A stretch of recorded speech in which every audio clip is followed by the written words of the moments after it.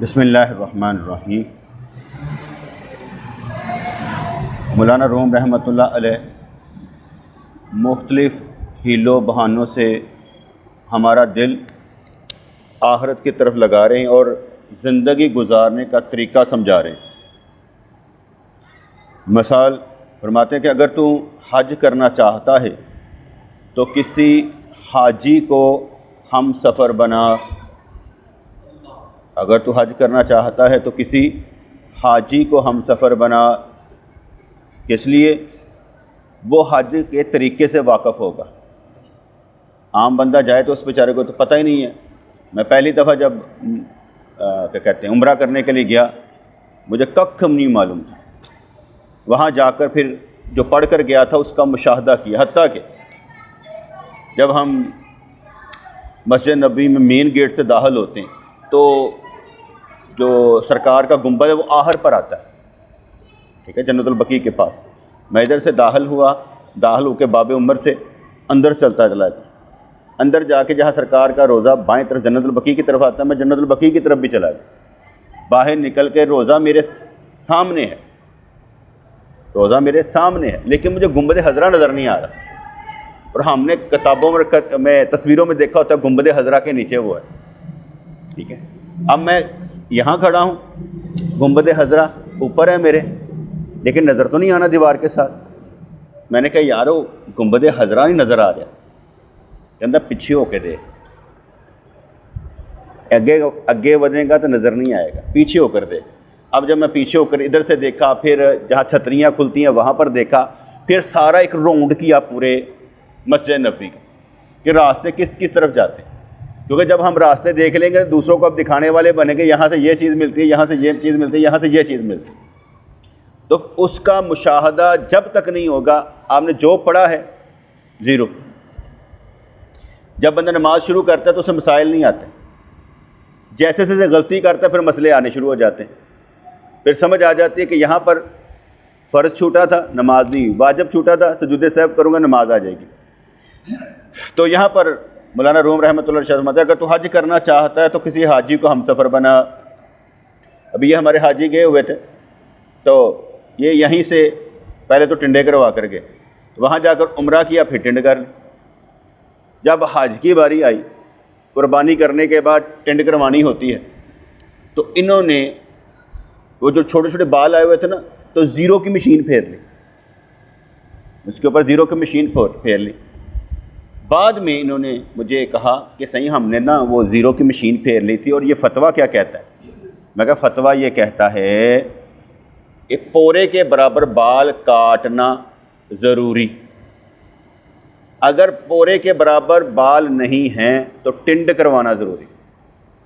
तुम लोगों ने जो छोटे छोटे बाल थे उन पर ज़ीरो की मशीन फेरी, वो बाल पोरे के बराबर थे ही नहीं, इसलिए तुम लोगों पर दम लगता है।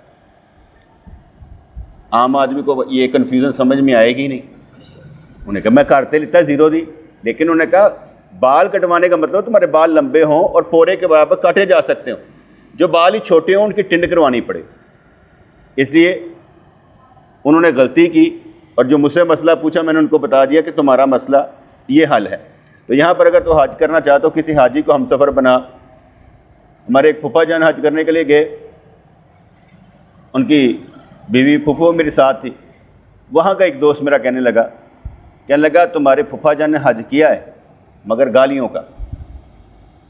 मैं कहा जी वो क्यों? कहना उन्होंने पैसे कड़ल, उन्होंने को चलिया जाता नहीं पिया सी, दोवें मियाँ बीवी बुढ़े सन।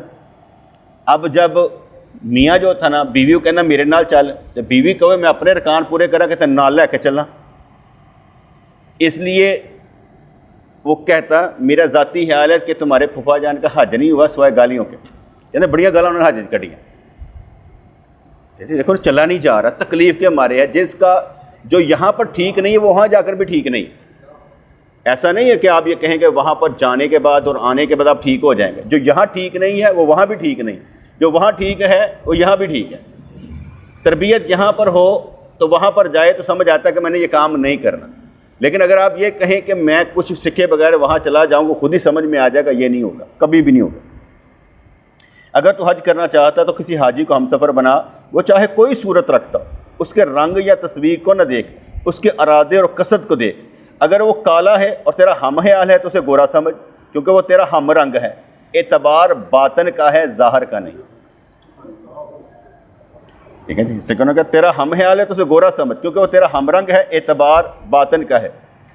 लैला मजनू का किस्सा 2 नंबर है, यानी किसी किताबों में नहीं आता, किसी भी हिस्ट्री की किताबों में नहीं आता, लेकिन मशहूर है कि लैला काली थी। तो बादशाह ने कहा, ए लैला, लैल से निकले रात से, लैला तो काली है। कि हाँ हाँ, लेकिन तेरे पास मजनू जैसी आँख नहीं है। अगर तेरे पास मजनू जैसी आँख होती तो तू मुझे काला ना कहता। कभी भी आप किसी के बेटे को बुरा ना कहें, काला ना कहें, क्योंकि वो जिसका भी बेटा है उसके लिए वो खूबसूरत है। ठीक है ना। एक हमारा दोस्त था, तो उसके घर बेटियां थी और उसका रंग काला था। उसने अपनी माँ से शिकवा किया, कहने लगा, माँ तेन की पई सी मेरे जे काले नूं पैदा करन दी। बाकी भाई खूबसूरत है, वो काला था। कहने लगा, माँ तुझे क्या पड़ी थी मुझ जैसे काले को पैदा करने के लिए। और माँ कैसे कहने लगी, चल तू ऐहो जो को काला ही पैदा कर दे। करते सही, क्योंकि उसके घर बेटियां थी, कि को काला ही पैदा कर ले। अब आगे उस बेटे के पास भी जवाब कोई नहीं था। बाज़ बात हम समझते हैं कि हमारा सवाल बहुत अहम है, हम जो बात कहेंगे उससे अगला लाजवाब हो जाएगा।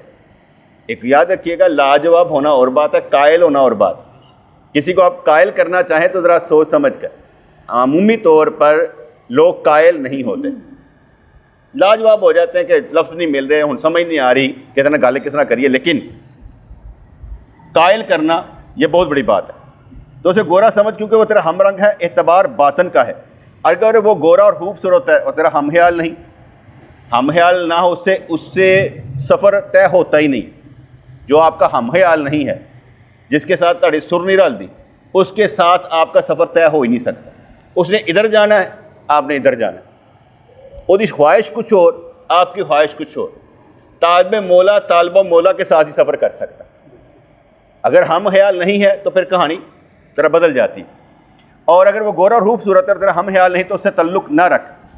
कहते ये किस्सा बेतरतीब लिख दिया गया है, जैसे कि आशिकों का ख्याल बेसरोपा होता है। अक्सर देखा ना, सुनाते सुनाते कभी इधर निकल जाते हैं, कभी इधर निकल जाते हैं, कभी इधर निकल जाते हैं, फिर वापस आ जाते हैं। तो कह रहे ये किस्सा बेतरतीब लिख दिया गया है, जैसे कि आशिकों का ख्याल बेसरोपा होता है। आशिक के ख्याल का सिरा इसलिए नहीं होता कि उससे उसका तल्लुक़ अज़ल से भी पहले का है। क्या आशिक ना बाज़ कर ऐसे गल्ला करेगा। एक बंदे ने कहा कि भाई, एक बंदे का वज़ू नहीं था पर उसे याद नहीं रहा, नहीं गुस्ल नहीं था उसे याद नहीं रहा, तो उसने 5 नमाज़ें पढ़ छोड़ी। अब इसका हल क्या होगा? और जिससे पूछा वो आशिक था। कहता उन इन्ना नहीं पता लगा कि मैं अल्लाह की बारगाह च जुंबी हालत में खड़ा। उन तो दुर्रे लगने चाहिए ने, उन तो सज़ा मिलनी चाहिए, बेअदब ना होए थे कि अपने रब की बारगाह में खड़ा है और जुंबी हालत में खड़ा है और 5 नमाज़ें पढ़ छोड़ी उसने। वो अब उसने मसला नहीं बताया, वो सिरा जाना किधर और अटके है कि अल्लाह की बारगाह में खड़ा हो और जुंबी होती है, ये पता ही नहीं लगा। शरीयत जो होती है ना, ये रास्ता देती है, तरीक़त रास्ता नहीं देती, तरीक़त सख्ती करती। सूफ़ी को सख्ती में झेलना पड़ता है ना, इसलिए तरीक़त सख्ती करती है, शरीयत रास्ता दे देती है। शरीयत कहती है ये नहीं किया तो ऐसे कर लो, ये नहीं किया तो ऐसे कर लो। ठीक है, जैसे किसी आशिक से पूछा कि इशा की कितनी रकते फ़र्ज हैं? उन्होंने कहा 17। क्या मतलब? कहते मेरे वास्ते 17 ही फ़र्ज हैं। वैसे तो 4 फ़र्ज और 3 वितर होते हैं वाजिब के, लेकिन उससे पूछा कितनी रकतें? उन्होंने कहा मेरे लिए 17 रकतें ही हैं। अब वो आशिक है। आशिक की बात और गल कर दे वर्षों पार दी और ज़रा और तरह की होती है, इसलिए इन्होंने इस बात का कहा। मैंने वैसे ही आपको ये वाक़ई 1-2 सुनाए। आशिक का ख्याल का सिरा इसलिए नहीं होता क्योंकि उसका तल्लुक़ अज़ल से भी पहले का है। वो पानी के एक कतरे की तरह है कि सरोपा भी रखता है, बेसरोपा भी है। अगर कतरे को दरिया से अलग कर लो तो उसकी इब्तदा भी है और इंतहा भी है, और अगर अलहदा ना करो तो ना उसकी कोई इब्तदा है और ना इंतहा है। कतरा कतरा कुलज़म, कतरा कुलजम में, समंदर में मिल जाए तो समंदर, बाहर निकल दे तो फना हो जाएगा। अगर आप रब के साथ रहें मज़े लेंगे, रब को छोड़ देंगे मार खाएंगे। जिसने उसको छोड़ रखा है तंग है, परेशान है। छोड़ने का मतलब बेटा ये होता है कि उसके हुक्म के मुताबिक ज़ोर लगाना हमारा काम है। उसके हुक्म के मुताबिक ज़ोर लगाना, बाकी क्या होगा अल्लाह की मर्ज़ी। क्योंकि हम लोग जो है ना वो ये सोचते रहते हैं कि फर्ज़ कर आप सारे बैठे हुए हैं तो मैं सारों को बैठूँ, कभी मुझसे को मशवरा करेगा तो मैं उसे अच्छा मशवरा देने की कोशिश करूँगा और कहूँगा इस शरीयत के मुताबिक ये है, ज़ोर लगा। अक्सर कहा जाता है ना, एक माँ और बेटा जा रहे थे तो पीछे से एक ट्रॉली आई और बेटे का पाँव उसके नीचे आया, कट गया। बेटा तो बेहोश हो गया, माँ चीखें मार रही, ओ मेरा बेटा, ओ मेरा बेटा, ओ मेरा बेटा, और लोग माँ की तरफ देख रहे हैं। अब जो एंगल बदल कर देखते हैं वो कहते हैं कि देख तुम माँ के चीखने को देख रहे हो, जिसने सारी ज़िंदगी अब ऐसे अपाहज होकर गुजारनी उसका क्या बनेगा। माँ तो चीखे मार के खामोश हो जाएगी, इसका क्या बनेगा। हम लोग अपनी चीखें मारते हैं, जिसने सारी ज़िंदगी गुजारनी उसको नहीं देख रहे। इससे आप आगे खुद ही समझ जाएं। फिर वो कहते हैं कि वो बदवी और उसकी बीवी का किस्सा जो उन्होंने कहा था, पहले गरीब थे, फिर वो ठिलिया बना ली, फिर वो लेकर चल पड़ा, फिर बादशाह के यहाँ पहुँचा। कहता बदवी और उसकी बीवी का किस्सा दरअसल खुद हमारा किस्सा है।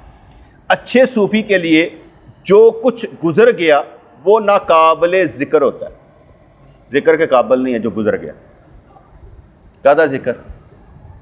जो गुजर गया नाकाबिले ज़िक्र होता है, जबकि उसका फ़िक्र उसके हाल में मशगूल होता है। अभी का लम्हा हमारा है, बैठे हैं दर्स दे रहे हैं, अल्लाह की बारगाह में बतवज्जो हैं, उससे फ़ायदा लेने की कोशिश कर रहे हैं, अजर सवाब मांग रहे हैं, अपनी बख्शिश मांग रहे हैं। बैठे सी नीयत से हुए कि हमारे अंदर भी तरक्की हो। क्योंकि ऐसा नहीं होता कि जो ये इस दिल का तल्लुक़ है अल्लाह के साथ ना हो। इस दिल का तल्लुक़ अल्लाह के साथ ही होता है, और ख़ास तौर पर ऐसे दर्स देते हो। नमाज में भी नहीं होता, नमाज में भी वो नहीं होता, लेकिन जब दर्स देना होता है उस वक़्त होता है। आप कहेंगे वो क्यों? नमाज जब बंदा अल्लाह के लिए पढ़ रहा होता है ना, किसी को समझाना नहीं होता, वारदात नहीं हो रही होती, वो अल्लाह के लिए पढ़ता डंग डपाओ हो गई। जब समझाना होता है तो कई नुक्ते इधर उधर से आ रहे होते हैं घूम घाम के। अपना हाल देख लीजिएगा, कभी कभी आपने किसी से बात करनी हो, समझाना हो, पीछे प्लानिंग करके बैठ के बारे में समझाना है, कायल किस तरह करना है, नमाज पढ़ते वक्त देख लीजिएगा हालत, आपकी हालत क्या होती है, खुद ही समझ जाइएगा। अच्छे सूफ़ी के लिए जो कुछ गुजर गया वो नाकाबिले ज़िक्र होता है। हम बार बार उम्रा कर लें, हज कर लें, गुजर गया, अगली दफ़ा जाएंगे और मज़ा अलहदा। बंदा कहता है यार क्या है, हर जगह हर दफ़ा नया इम्तहान, समझ ही नहीं आता। इसलिए उसका फ़िक्र उसके हाल में मशगूल होता है, उसके जहन में अंजाम का फ़िक्र भी नहीं आता कि अंजाम क्या होगा। अकल को शोहर समझ और नफ्स और तबीयत को औरत, अकल को शोहर समझ और नफ्स और तबीयत को औरत। मर्द औरत पर गालिब होता है, अकल अगर नफ्स पर गालिब नहीं तो फिर वो औरत ही है। इसलिए उन्होंने मिसाल समझाई कि मर्द औरत पर गालिब होता है, और अगर मर्द ने दीन नहीं समझाया औरत को तो मुजरम कौन? मर्द। इसलिए मर्द गालिब होता है। इसमें कई और मफहूम भी आ जाते हैं, मैं बस इतना ही रहने देता हूँ। अकल को शोहर समझ और नफ्स और तबीयत को औरत। अकल तबीयत पर, जैसे मैं अक्सर कहता हूँ, शरीयत तबीयत पर गालिब होनी चाहिए, तबीयत शरीयत पर गालिब नहीं होनी चाहिए। अगर तबीयत शरीयत पर गालिब आ जाएगी तो शरीयत का नुकसान, और अगर शरीयत तबीयत पर गालिब आ जाए तो शरीयत बन जाती है। इसलिए तबीयत को शरीयत पर गालिब नहीं आने देना चाहिए। अक्ल शम्मा है और नफ्सो तबीयत मुनकर है, मानते ही नहीं, रोशनी लेना नहीं चाहते। इनकार की बुनियाद ऐसे पड़ी कि कुल के मुख्तलिफ अज्जा हैं, कुल के मुख्तलिफ अज्जा हैं, हकीकी जुज़ और कुल नहीं है, क्योंकि अल्लाह अज्जा से पाक है। हम अल्लाह से जुदा भी नहीं हैं, खुदा भी नहीं है। हमारी दुआएं उसके सामने खड़ी रहती हैं। जब उसकी तौफीक हमारा रफ़ीक बन जाती है और वो हम पर शफीक हो जाता है, तो उसकी मेहरबानी से हम नेक काम करते हैं। उस नेक काम करने पर अजर भी उसने देना है, सवाब भी उसने देना है, नूर भी उसने देना है, बख्शिश भी उसने देनी है, रहमत भी उसने देनी है, बरकत भी उसने देनी है। तौफीक किसकी थी? हमने क्या किया? वो तो करवाया उसने, सब कुछ दिया उसने, हमारा क्या था? अगर बंदा ये ना समझे और कहे मैंने किया, बस काम खराब। इसलिए मैंने आगे भी एक जुमला बनाया हुआ है, जब भी अल्लाह के हजूर पहुंचूंगा तो अर्ज़ करूंगा, या अल्लाह तौफीक तेरे से अमल किया, उस पर अजर तूने दिया, सवाब तूने दिया, रहमत तूने दी, बरकत दी, सब कुछ तेरा था, वो मेरा था ही नहीं। मैं कैसे डिमांड कर सकता हूँ कि मैंने कुछ किया है? वो तो तूने करवाया, क्योंकि तौफीक तेरी तरफ से होती है। मैंने सिर्फ गुनाह किए, मैंने सिर्फ अपने नफ्स की पूजा की। मैं जो लेकर आया हूं वो नेकी नहीं हो सकती, वो तूने करवाई। जैसे कहा जाता है ना, एक कानून और रसूल, ये याद रख लीजिएगा, एक कानून और रसूल, एक कानून और रसूल याद रख लीजिएगा। गुनाह जितने मर्जी हों, आपने हमेशा खुद से मंसूब करने, या अल्लाह मेरी गलती, या अल्लाह मेरी गलती, या अल्लाह मेरी गलती। और नेकी कोई भी हो, रब से मंसूब करने। मैं आपको 100% गारंटी देता हूँ, अल्लाह करीम आपकी बख्शिश कर दे। सिर्फ एक काम करना सीख लें। और बोंगी नहीं मार रही, ये नहीं मेरी बात सुन के कहो कि अल्लाह के सामने, नहीं, बंदों के सामने भी यही कहना है, बंदों के सामने भी यही कहना है, वे बात सुनो, गलती मेरी, गुनाह मेरे, नेकी सिर्फ रब। मैं नमाजा पढ़ लेना ना, रब दी, मैं नहीं, वो। इसलिए मैं 100% कहता हूँ। वो किस लिए बेटे कहता हूँ? वल कदर हैर ही व शर्र ही मिनल्लाह ताला। हमारा ईमान है, अच्छाई का हालक भी अल्लाह है और बुराई का हालक भी अल्लाह है। तकदीर अच्छी है या बुरी है, किसकी तरफ से है? अल्लाह की तरफ से। इसलिए जब शैतान ने हज़रत आदम अलैहिस्सलाम को सजदा नहीं किया तो उसने कहा, अल्लाह ने कहा तूने सजदा नहीं किया, हर रब्बी बिमा गवैतनी, ऐ मेरे रब तूने मुझे गुमराह किया। और जब हज़रत आदम अलैहिस्सलाम ने गलती कर ली, गलती नहीं की, उनका इरादा नहीं था, अंबिया कराम गलतियों से पाक होते हैं, वो दुनिया में भेजना था, वो करवाई गई, क्योंकि अल्लाह करीम ने कुरान में इरशाद में, हमने उसका अज़म नहीं पाया था, इरादा नहीं पाया था। अच्छा, जब वो दाना खा लिया उन्होंने, जो भी था, और जब दुनिया में उतारे गए तो कहा रब्बाना ज़लमना अनफुसाना, या अल्लाह हमने अपनी जानों पर जुल्म किया। तो अल्लाह करीम ने इरशाद फरमाया, गल तो साडे वालों सी, मशीयत है साडी सी, ते अर्ज़ की, या अल्लाह गलती तेरे ना मनसूब कर, शर्म आती, सारे काम तेरे वालों ने पढ़ने। रब्बाना ज़लमना अनफुसाना। इसलिए मैंने आपको 2-3 मसाले दे दी। तकदीर अच्छी या बुरी अल्लाह की तरफ से, मशीयत इलाही में से है। आप ये नहीं कह सकते गुनाह भी मैं खुद कर लेता हूँ, अब गुनाह भी आप खुद नहीं कर सकते।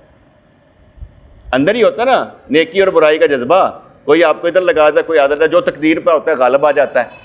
इसलिए शैतान ने जो कहा और हज़रत आदम अलैहिस्सलाम ने जो कहा, आपने क्या करना है, जो मैंने आपको सिखाया कि 100% गारंटी है आपकी बख्शिश हो जाएगी। काम एक करना है, ये नहीं मैं कहता कि आपने गुनाह करते जाना, ये नहीं कह रहा। ये कहना है कि नेकी जब भी हो रब से और बुराई जब भी हो खुद से मनसूब कर। लेकिन कभी अपनी बुराई ज़ाहिर नहीं करनी किसी के पास, अपने गुनाह नहीं बताने किसी को, क्योंकि वो रब के और आपके मामले हैं। अगर आप रब करीम सत्तारुल अय्यूब है, आपके गुनाह छुपाता है, तो आप ज़ाहिर करके मुजरम क्यों बन रहे? इसलिए अपने गुनाह कभी भी, हत्ता कि आपकी फजर की नमाज छूट गई, जोहर की छूट गई, असर की छूट गई, वितर की छूट गई, कहा जाता है कि एक बंदा आया वितर पढ़ने के लिए और मालूम है कि वितर में अल्लाह अकबर कहता है, हाथ उठाए जाते, अल्लाह अकबर कहना वाजिब है। उसने हाथ नहीं उठाए, अल्लाह अकबर किया, 3 रकते पढ़ दी, हाथ नहीं उठाया, अल्लाह अकबर। उन्होंने कहा कि तेरा ये बताना लोगों को मैं वितर पढ़ रहा हूँ गुनाह है। कज़ा नमाज मस्जिद में नहीं पढ़नी, घर पढ़, ताकि लोगों को इल्म ही ना हो तू कज़ा की। एक नुक्ते की मैं बात बता रहा हूँ कि अपनी कज़ा नमाजें भी किसी को नहीं बतानी कि मैंने नमाज कज़ा कर दी, ये भी गलती है आपकी। वो अल्लाह और बंदे का मामला है कि मेरे साथ क्या गुजर रही है, अल्लाह जाने और बंदा जाने। ठीक है जी। तो कहते हैं कि मह समझाने के लिए है, जैसे कि फूल की खुशबू फूल का जुज्व होती है, फूल नहीं होती, फूल है और खुशबू है। अब वो जुज्व है, फूल नहीं है। खुशबू आ रही है आपको लेकिन कुल नहीं है, जुज्व है। इसी तरह से इसलिए इस मौजू में कह लेंगे, इस मौजू में वसवसों से परहेज कर, क्योंकि परहेज इलाज से बेहतर होता है। इतने नुक्ते की बात है, कहते परहेज कर वसवसियां तो एवं वसवसियां दे शक दे नहीं मुब्तला रहना। और मैंने आपको यकीन की हदों तक लाने के लिए कौन सा खेल खेला? अभी मैंने आपको एक प्रोग्राम दिया कि नेकी रब से मंसूब करनी है और गुनाह खुद से मंसूब करनी है, गारंटी आपकी बख्शिश हो जाएगी। मैंने सिर्फ ये एक तरीका तजुर्बे के तौर पर समझ लिया कि ये जो अमल है ये हमारी बख्शिश का ज़रिया, कि यहाँ पर भी हम जब इकरार करेंगे ना कि यार नेकी रब की तरफ से और गुनाह मेरी तरफ से, आप जब यहाँ पर ये इकरार करेंगे कल हशर के दिहाड़े भी करेंगे। ये नहीं कि आप भूल जाएंगे, कल हशर के दिहाड़े भी यही कहेंगे, या अल्लाह नेकी तू करवाई बुराई मेरी। और जब ये आप ये कहेंगे, मैंने कई दफ़ा हदीसें सुनाई है ना कि एक बंदा 99 दफ्तर जो है ना गुनाह के रजिस्टर खोल के बैठा होगा, कहेगा या अल्लाह सारियाँ मैं कितनी। अल्लाह करीम फरमाएगा इसे एक एक गुनाह के बदले एक एक दर्जा दे दो जन्नत। अच्छा, अब उसको इतनी खुशी होएगी, इतनी खुशी कि एक गुनाह और रिकॉर्ड में आया ही नहीं होगा, जन उन्हें पता होएगा, कहेगा या अल्लाह वो गुनाह नहीं लिखा गया, ताकि वही तक क्या ना मैं दर्जा और मिले।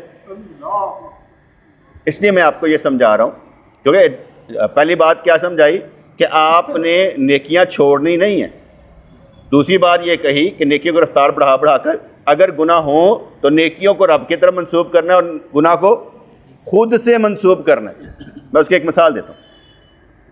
मेरे वालिद साहब ने मेरी शिकायत लगाई एक दोस्त के पास, उसके अब्बू के पास। उन्होंने मुझे बुला लिया, ईद का दिन था, मुझे बुला लिया, मेरी 20-21 साल उम्र होगी। तो उसने उसके बाप ने कहा, मुझे भी जानता था अच्छा, भला तुम्हारे बाप ने तुम्हारी शिकायतें लगाई हैं। मैं कहा जी। उन्होंने बिल्कुल ठीक लगाई होंगी। ये क्या बात हुई? तो बंदा बात करता है कि क्यों ऐसा है।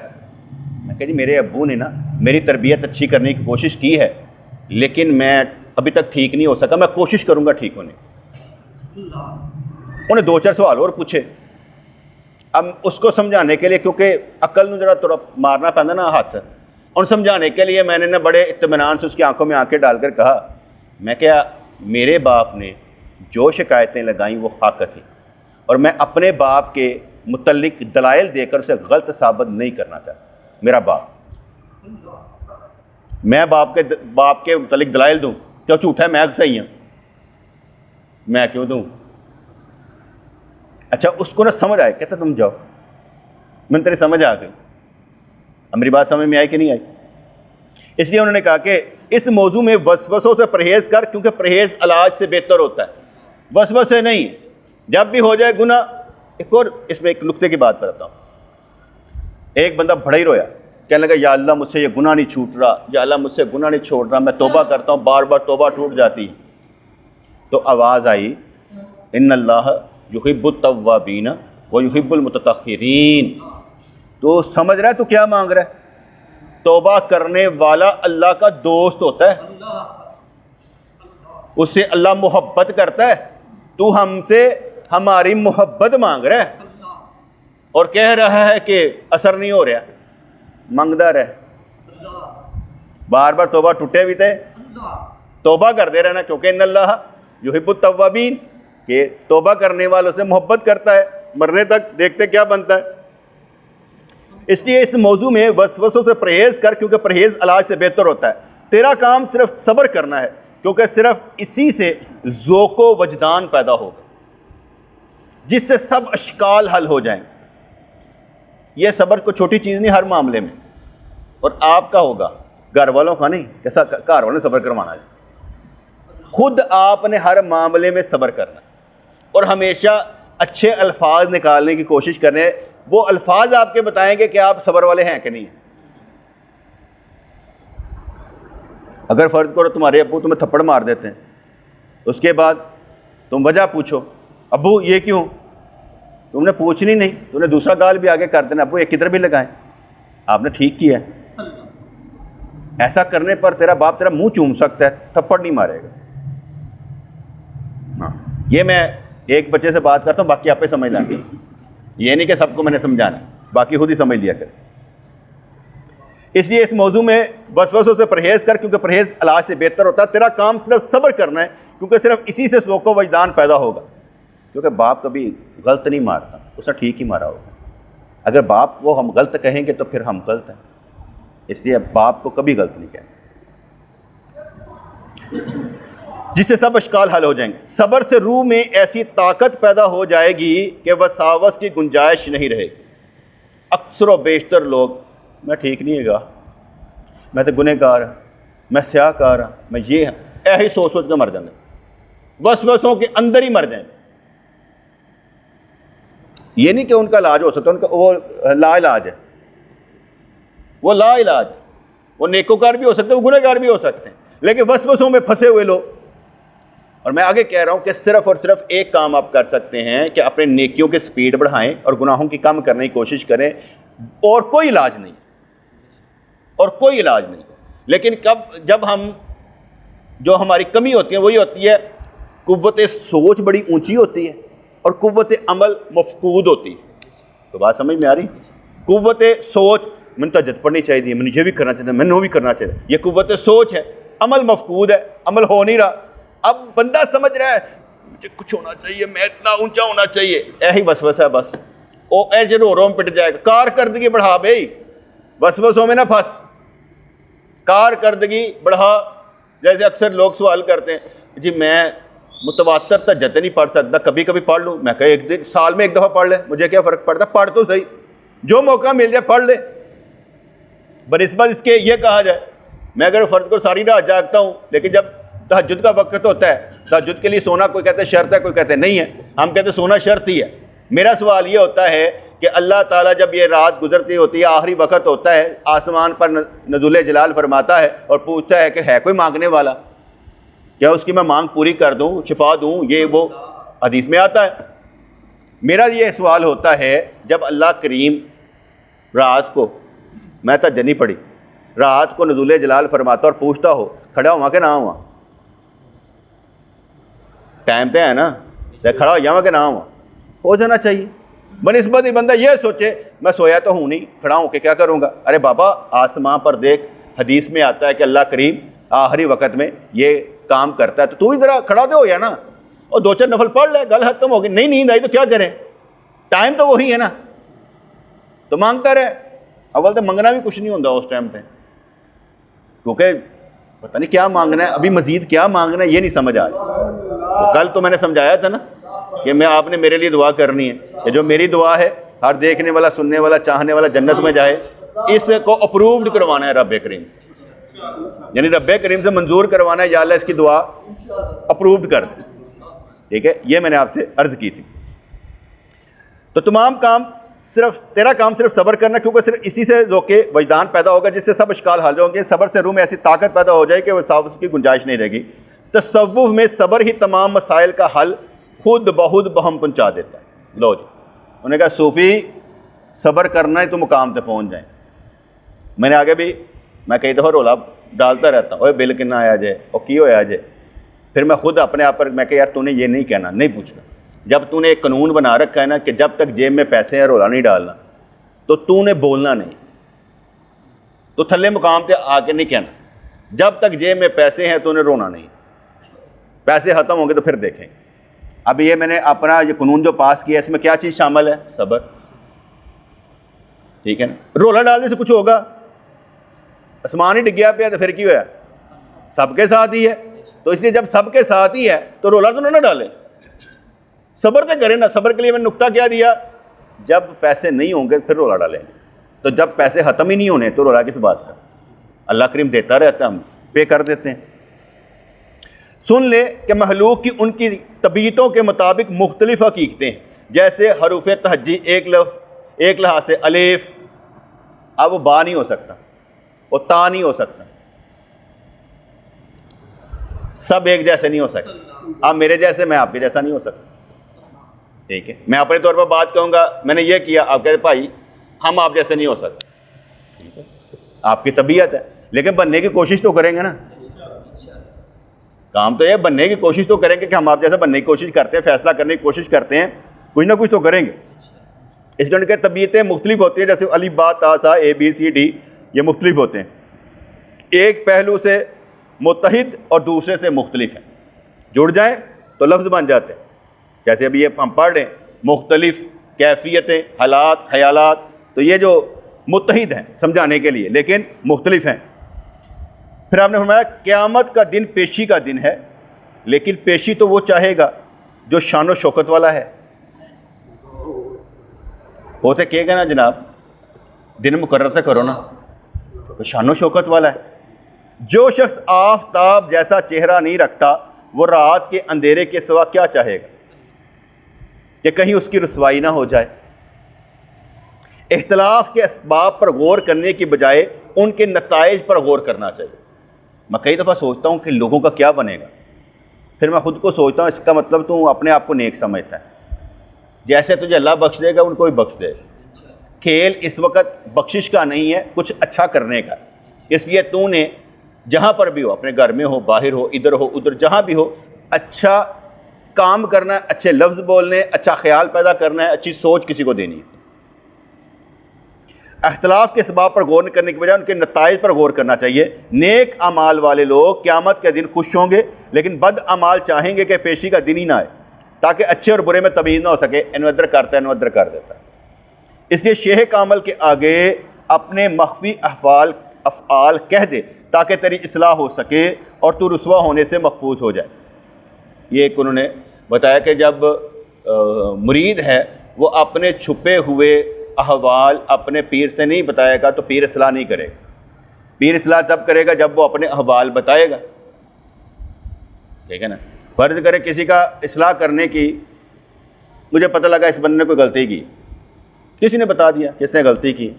लोग तो कहते हैं चार चीज़ां होंदियां ने, एक तो अल्लाह ताला वैसे ही इल्हाम कर छड़दा है कि गलती की, कशफ ही दिखा छड़दा है, एक को फरिश्ता आके दस दिंदा है, कोई एक जिन्न आके दस दिंदा है, या कोई दोस्त आके दस दिंदा है, कोई भी दस दिंदा है। चार चीज़ां अक्सर बेशतर जिन्होंने लोगों ने लिखियां ने वो कहते हैं, मेरे नाल नहीं, लोगों ने लिखियां ने किताबां। अगर इसने कोई गलती की हुई है, मुझे पता लग गया, अब मैं इसकी इस्लाह करना चाहता हूँ, हाले मैं गल की है तेन अग लग गया तो मेरे पीछे पै गया, मैंने करनी चाहिए कि नहीं करनी चाहिए। इसलिए हमारा ये काम बन गया, कोई दसे तो कर दो, नहीं दसे चुप रहो। क्या समझ आ गया? कोई सलाह करवाना चाहे तो करवा ले, मशवरा लेना चाहे तो ले ले, नहीं लेना चाहता रहने दो, पीछे ना पड़ो। ये सबके सामने तो बता रहे हैं। अब किसी के पीछे हजूर आप तो हमारे दिलों के हाल जानते हो, कहना मैंने अपना नहीं पता, तो दिलों का हाल करना निकल दो। दिलों का हाल जानते हैं, यही काम होता तो फिर सारा काम ही ना लगा होता, दिलों के हाल जानने हैं। कुछ ना कुछ चीज़ें करनी पड़ती। अच्छा जी, इसे शेह कामल के आगे अपने मख्फी अफ़वाल कह दे ताकि तेरी इस्लाह हो सके, तो रुसवा होने से महफूज हो जाए। शेह कामल अगरचे सब की तरह एक इंसान है, लेकिन अपने आप में पूरा जहान है। वजूद कुल का नुस्खा उसी के हाथ में है। वो तेरे जिस्म नफ्स को ख़त्म कर देगा तो तू तेरी रूह ज़ाहिर कर देगा और तू रूह हो जाएगा। यानी बशी तकाज़ों को ख़त्म करने के लिए वो तुझे प्लानिंग बताएगा, तुझे सोच देगा कि ये इस तरह से कर ले, इस तरह से कर ले, इस तरह से कर ले। जैसे मैं अक्सर कम पर लाने की कोशिश करता हूँ, यार ज़रा घट तो घटते आओ। कल भी बता रहा था कि हमारी जो सोचें होती हैं ना वो ज़रा और तरह की है। दो तरह से हमारी तरबियत होने वाली होती है। एक ज़हनी कि हमारी ज़हन साजी हो, अच्छे ख़यालात हम दूसरों के अंदर प्रोड्यूस करें। दूसरा जो है ना न्यूट्रिशन वाला काम, न्यूट्रिशन समझते हैं वो खुराक वाला। आजकल न्यूट्रिस्ट होते हैं ना, क्या जो दसते हैं कि यार तू इन्नी एज है तेरी, इन्नी तेरा जुस्सा है, इन्ना तेरा कद है, इन्नी तेरी हाइट होनी चाहिए, इन्ना तेरा जिस्म होना चाहिए, और यह तू खुराक खानी। और तुम एक दसनगे, ये बहुत अच्छी बात। यानी आपने उनके साथ रहना है, उन्हें जो दसना है ना वो करना है, ताकि आपने अपनी ख्वाहिश के साथ नहीं रहना। आपकी जहन साजी भी होनी चाहिए और आपके खाने की हदें भी मुकर्रर होनी चाहिए। मुँह चुके हर चीज़ नहीं खानी चाहिए। दो चीज़ें, बच्चे हों, बड़े हों, जवान हों, बूढ़े हों, दो चीज़ें। नंबर एक क्या, आपके अंदर कोई ना कोई चीज़ जानी चाहिए, जहन साजी होनी चाहिए अच्छे ख्यालात की। नंबर 2, आपकी खुराक बेहतर होनी चाहिए। जब तक आप अपनी खुराक बेहतर नहीं करेंगे, क्योंकि बाज़ का बंदे अपने तौर पर ना मुख्तलिफ चीज़ें करते रहते हैं, लेकिन एक न्यूट्रिशन जो होता है ना वो आपको अच्छी चीज़ें बताए कि अगर यार ये चीज़ें तुम्हारे कद के मुताबिक है, इसको कर लो तो तुम्हारा मैदा भी ठीक हो जाएगा, तेरी सोच भी ठीक हो जाएगी, जेड़ा तो पजल रहता ना 6-6 घंटे वो भी ठीक हो जाएगा। तो उसमें करने में कोई कबाहत नहीं होती, वो दवाई से भी बेहतर है, वो दवाई से मेडिसिन से भी बेहतर है अपनी खुराक मेंटेन कर ली जाए। क्योंकि इलाज बिल गज़ा और इलाज बिल दवा, दवाई के साथ और गज़ा के साथ, सबसे बेहतरीन गज़ा के साथ। क्योंकि आप गज़ा को मेंटेन कर लेंगे आप बेहतर हो जाएंगे। लेकिन अक्सर औकात हमारे दवाई पर लग जाते हैं, उन्होंने कहना यार जरा गोली भी खानी, थोड़ी सैर भी करनी, कहना तुहाडी मेहरबानी है, सैर नहीं जो होंगी, गोली दे दियो, चल नहीं सकता। तो फरमाने लगे अगरचे तेरा जिस्म नाजुक और लागर है, लेकिन फिर भी तेरे बगैर दुनिया का काम नहीं निकलता। ठीक है जी, ये उन्होंने बात कही। मैं आगे क्या करता हूँ, अगर नबी हो और उसका कोई मानने वाला उम्मती ना हो तो उसे कोई नबी कहेगा? अगर रब हो उसके बंदे ही ना हो उसे कोई रब कहेगा? अगर पीर हो उसके कोई मरीद ना हो उसे कोई पीर कहेगा? जिसकी कोई औलाद ही ना हो उसे कोई बाप कहेगा? नहीं। तो सीधी सी बात है, साड़ी वजह ना फैक्ट्री चलती भी है रब की, बंद तो नहीं उन्होंने करनी, कायनात साड़ी वजह तो चलती पई है। असी बाहर निकल जाए सारे हड़ताल करते चलेगी नहीं, तो साड़ी वजह कारखाना चलता पाया। यही उन्होंने समझाया कि तू बाहर नहीं निकल सकता, तेरी वजह से जहाँ चलता है, तू जैसा मर्जी है रंग बिरंगा, लेकिन तेरी वजह से जहाँ चलता है, इसलिए तू जहाँ में कुछ ना कुछ तो करने वाला है।